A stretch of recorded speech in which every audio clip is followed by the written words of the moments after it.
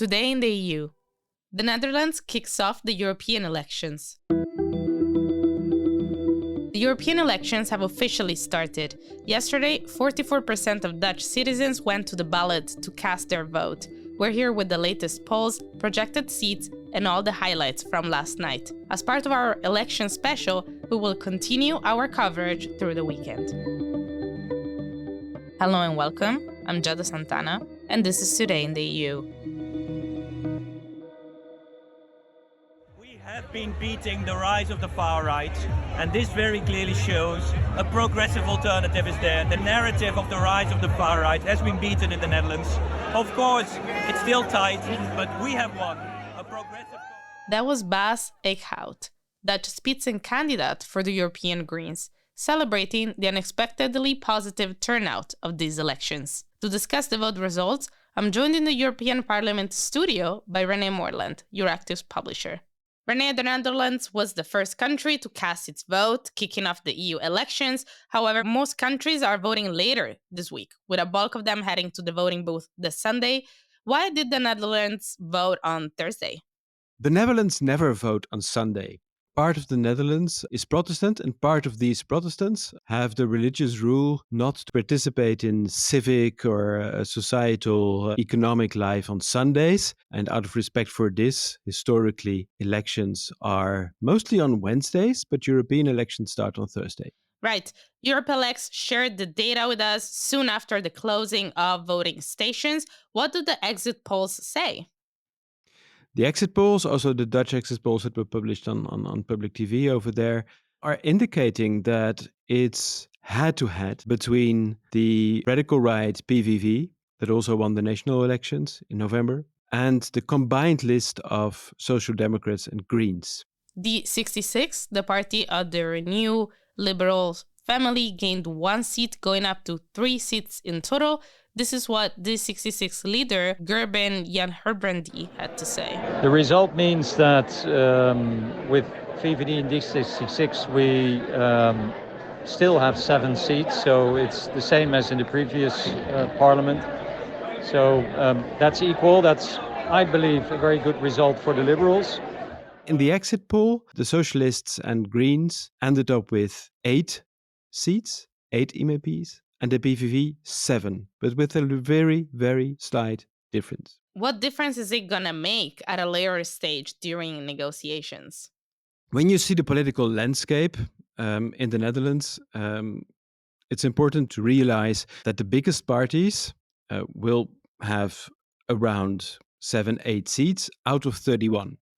In total, in the exit polls, 13 parties have qualified to be in parliament, with 1, 2, 3 seats. So the overall landscape is absolutely scattered.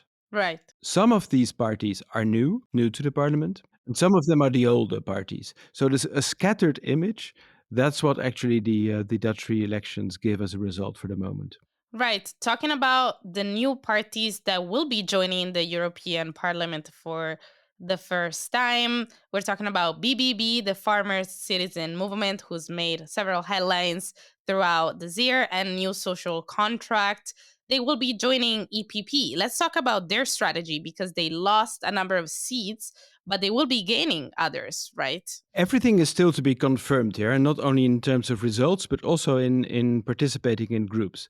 So historically, in the EPP, the Dutch delegation there was basically formed by the Christian Democrats. The Christian Democrats are losing just a little bit, from 4 to 3 seats in the exit polls. But indeed, 2 new parties are candidates to be member of the EPP group. We must say that the Christian Democrats in the last days actually declared to be opposed to this. So they don't want the new Farmers Party BBB and the new Social Contract Party of former Christian Democrat Pieter Omtzigt to join the EPP. But the opposition of CDA, to the Christian Democrats, to this doesn't mean that it won't happen. So if these new parties in the exit polls, BBB, the Farmers' Party, is polled at 2 seats, 2 MEPs, and the NSC, the New Social Contract, is polled at 1 seat. So that makes another 3 seats. In addition to the 3 of CDA, makes 6 In the last election, 2019, there were 4 Christian Democrats and one other Christian party that now seems not to have enough votes to be in the European Parliament. So they had 5. So they would go from 5 to 6 with another set of parties. Speaking about the party that gained the most seats, Yes. PVV, Geert Wilders, in his latest political speech at the Haagsmarkt, hope I said it right. Oh, yes, very well. Your Dutch is excellent. Said he respected very much true Italian parties on the right and far right, Lega and Fratelli d'Italia. How likely is an alliance with this two? Well, if PVV, as a radical right party, and now the leading coalition partner in the upcoming new government in the Netherlands, can team up with Meloni's Fratelli d'Italia, and possibly also, by the way, Marine Le Pen's Rassemblement National in France, they will likely be quite enthusiastic to do so. If this is realistic, well, this remains to be seen. Rassemblement National is now an ID. ECR is led by, among others, the Italian Fratelli d'Italia.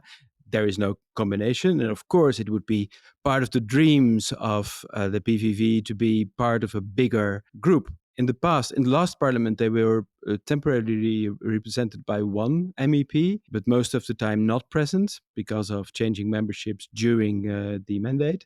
In the past, in the previous parliament, they were part of ID with Rassemblement National, but also independent, non-inscrit. So PVV has kind of a track record of searching its place in the European Parliament.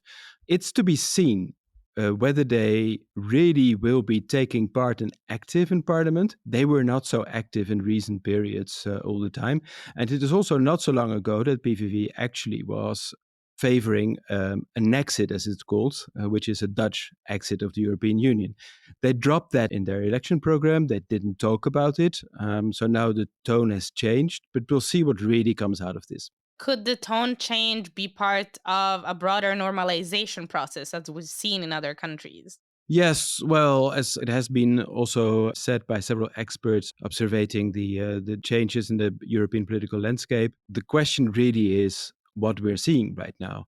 Are we seeing some far-right parties normalizing in the sense that they accept the European institutions, they accept the European context and the interest of being part of a European political landscape? Some points do seem to indicate this, but on the other hand, it's also at the same time true that the acceptance of their views and standpoints in the European Union and them being part with far-right ideas of the political landscape has also been more or less normalized, if you can use that word. So that's something that's happening. Right. This normalization process has definitely worked in the Netherlands, where after national elections, we've seen the formation of a coalition among 4 different right-wing parties. Are the polls of the European elections reflecting the composition of the national government? Yes, in a way, and no. Do you allow me to give there's 2 answers? Yes, in the sense that PVV is indeed, as you mentioned, the biggest winner. So their voters, often not so motivated to even turn out and vote in European elections, are actually confirming that they are a major political player in the Dutch landscape. Head-to-head with the PvdA and GroenLinks, so the Social Democrats and the Greens, meaning that we have now 2 dominating parties, and one of them is the far-right party of the PVV. So that's indeed a confirmation of what happened in the national elections in November. On the other hand, I mentioned already, as it seems right now, according to the exit polls, 13 parties, and it could even be more when the official results come on Sunday evening, will be part of the new Dutch delegations in the European Parliament. When you add up all the different votes for parties that will be members of or EPP, of Renew, or the Social Democrats, then it adds up to around 18 to 20 seats, which is a clear majority among the 31 Dutch seats. This means that the PVV might be the biggest winner in terms of extra seats, but they might also be said to be sidelined in the European Parliament if they are forming a coalition with ID within ID, without Maloney indeed, as has been up till now, and that those parties who are participating in the bigger families within the European Parliament are still part of the center that holds. And as you were saying, looking at these exit polls, we see an abundance of new parties enter the European Parliament. What does that say in terms of the presence that Dutch politicians will have within the Parliament? Often Dutch MEPs have a reputation of being quite active, if not sometimes prominent, in the different files they are working on. Look at, for example, the Dutch Green politician, also European lead candidate Bas Eickhout, among others. Well, he has been re-elected on the ticket of the Greens and Socialists, who will split after the elections.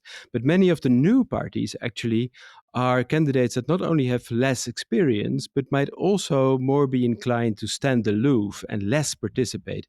So it really remains to be seen if the Dutch presence in the new parliament will be as big as it was before.